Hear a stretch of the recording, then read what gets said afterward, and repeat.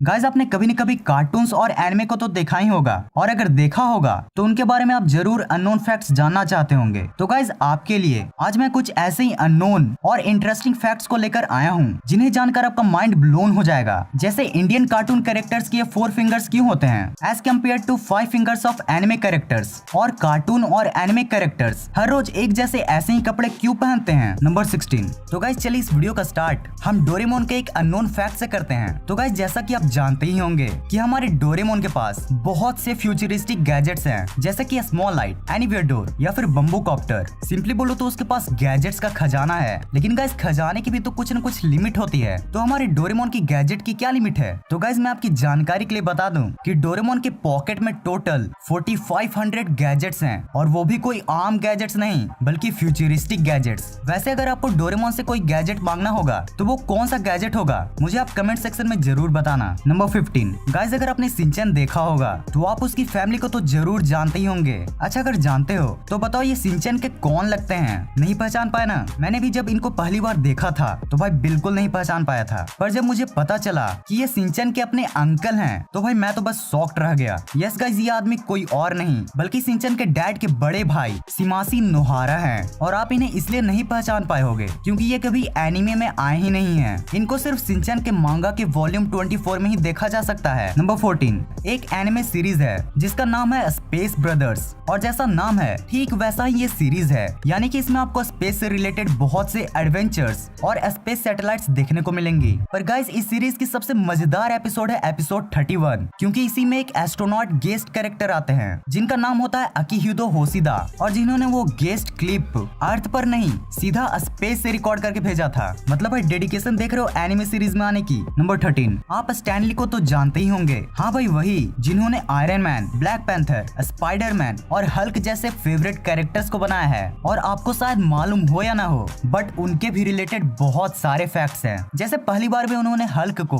Green की जगह grey colour दिया था, बट उस समय के प्रिंटर इतने कैपेबल नहीं थे कि वो ग्रे कलर को हल्क के बॉडी पर अच्छे से प्रिंट कर पाते, इसलिए एट लास्टली उनको हल्क का कलर चेंज करके ग्रे से ग्रीन करना पड़ा। तो हाँ गाइज आप लोग कह सकते हो कि अगर स्टैनली ने अभी हल्क को बनाया होता तो हल्क का कलर ग्रीन नहीं बल्कि प्योर ग्रे होता। नंबर 12। आप लोग का रिलेशन एनिमेशन से तो जरूर होगा, और अगर रिलेशन होगा तो आपको ये भी पता होगा कि अब तक की सबसे ज्यादा कमाई करने वाली एनिमेशन मूवी कौन सी थी। जी हाँ गाइज आपने सही गेस किया, वो मूवी थी द लायन किंग। बट भाई लोग क्या आप ये जानते हो कि द लायन किंग का नाम द लायन किंग पढ़ने ही नहीं वाला था। फिल्म मेकर्स ने उसके मूवी का नाम सबसे पहले सोचा था किंग ऑफ द जंगल, लेकिन ये तभी तक था जब तक उन्होंने ये रियलाइज नहीं किया कि लायन तो जंगल में रहता ही नहीं है। अब आप लोग में से भी बहुत से कंफ्यूज हो गए होंगे कि भाई ये तो क्या बोल रहा है, बचपन से ही हमने तो पढ़ा है कि लायन तो जंगल में रहता है इसीलिए तो उसे किंग ऑफ जंगल कहते हैं। बट भाई लोग यही तो आयरनी है, किंग ऑफ द जंगल कहलाने के बावजूद भी लायन कभी जंगल में नहीं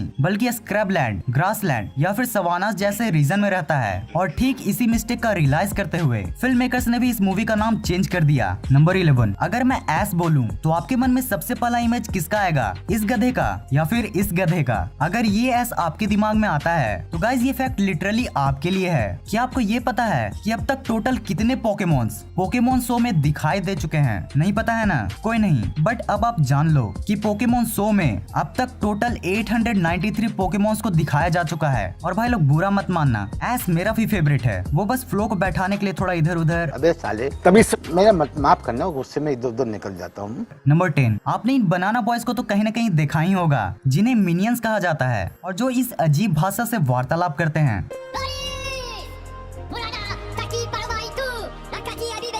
बट गाइस क्या आप जानते हो कि ये जो रैंडम वर्ड बोलते हैं ना वो कोई ऐसे ही रैंडम वर्ड नहीं है, बल्कि इन वर्ड्स का भी एक स्पेशल लैंग्वेज है जिसको इसके क्रिएटर ने इन लोगों को क्रिएट करते समय बनाया था, और वो है मिनी ओनीज, just like Japanese, Chinese etc। Number 9। आप जस्ट इमेजिन करो कि आपका क्या रिएक्शन होगा अगर आपको पता चले कि कल से आपके सिलेबस में एक नया सब्जेक्ट को ऐड किया गया है, और वो सब्जेक्ट कोई और नहीं बल्कि एनिमे है, जहाँ आपको एनिमे से कुछ चीजें सिखाई जाएंगी। अब इससे पहले कि आप ये बोलो कि कि भाई ऐसे सपने मत दिखा जो कभी पूरा ही ना हो पाए। उससे पहले मैं आपको बता दूं कि हमारे ये सपना जापान के बहुत से स्कूल में रियलिटी है। यस गाइस, वहाँ के बहुत से स्कूल्स में एनिमे को एज अ सब्जेक्ट टीच किया जाता है। नंबर 8, अगर मैं आपसे पूछूं कि आज तक आपने टोटल कितने एनिमे सीरीज और एनिमे फिल्म्स को देखा है, वैसे आप इसका जवाब कमेंट सेक्शन में जरूर बताना। हाँ, तो अब तक आपने जितने भी एनिमे क्लिप्स को देखा हो इंक्लूडिंग सीरीज एंड फिल्म्स, पर क्या आपने फर्स्ट एवर क्रिएटेड एनिमे को देखा है? अगर नहीं देखा है तो अब देख लो।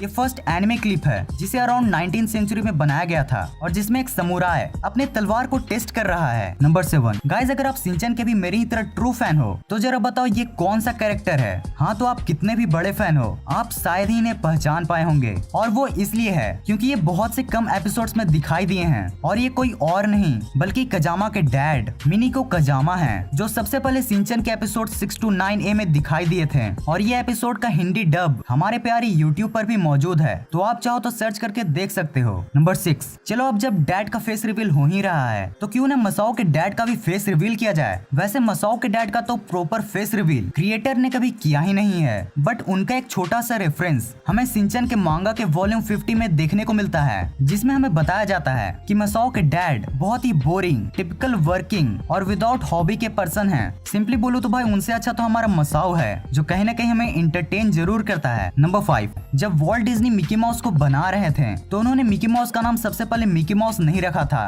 उन्होंने उसका नाम मॉर्टिमर माउस रखने का सोचा था, बट फिर उनके वाइफ के समझाने पर उन्होंने अपना ये डिसीजन चेंज किया था। और गाइज इसकी आयरनी तो देखो कि 1936 के एक मिकी माउस के एपिसोड में मॉर्टिमर माउस की एंट्री भी होती है, but as a enemy of Mickey Mouse. मतलब भाई लोग बनने चले थे नायक और बन बैठे खलनायक। नंबर 4, गाइज अगर आपने पोकेमोन को देखा है तो आपने कभी न कभी इन दो फाइटिंग पोकेमोन्स को तो जरूर देखा ही होगा, जिनका नाम है हिटमोनचैन और हिटमोनली। बट गाइज क्या आप ये जानते हो कि ये दो जो फाइटिंग पोकेमोन्स हैं उनका नाम दो ग्रेट फाइटर से लिया गया है, जिनमें सबसे पहले आते हैं ब्रूस ली और उसके बाद आते हैं जैकी चैन। आप नाम भी मिला सकते हो, हिटमोनली, ब्रूस ली, हिटमोनचैन, जैकी चैन। नंबर 3, आपने ये तो कभी न कभी सुना ही होगा कि हम जिन लोगों के साथ रहते हैं वैसे हम बन जाते हैं। और गाइज आज इस वीडियो में मैं इस अमेजिंग फैक्ट से इस बात को भी साबित कर देता हूँ। आपको शायद ही पता होगा, बट जिन क्रिएटर्स ने पावरपफ गर्ल्स, डेक्स्टर्स लैबोरेटरी और जॉनी ब्रेवो जैसे शो को बनाया था वो आपस में रूममेट्स थे।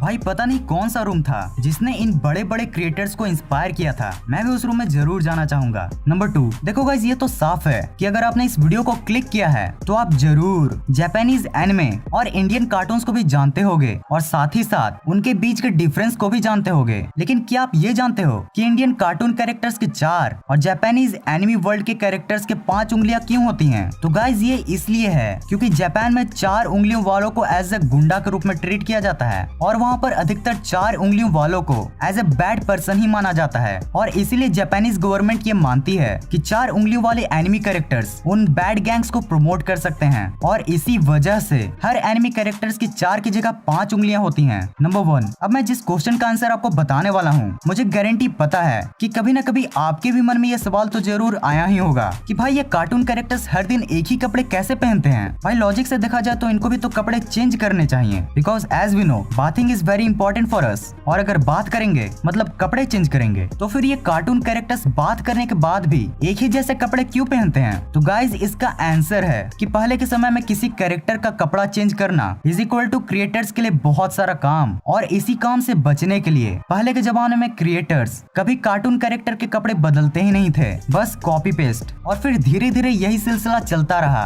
और आज के क्रिएटर्स इसे चाहे तो चेंज कर सकते हैं, but nowadays it become our tradition. तो यही होती है वीडियो खत्म। अगर आपको वीडियो देखने में मजा आया हो तो इस वीडियो को लाइक और शेयर जरूर कर देना, और अगर आपको ऐसी इंटरेस्टिंग वीडियो देखना पसंद है तो चैनल को सब्सक्राइब करके बगल वाले बेल आइकन को ऑन कर देना। इस वीडियो को पूरा एंड तक देखने के लिए thanks for watching this entire video.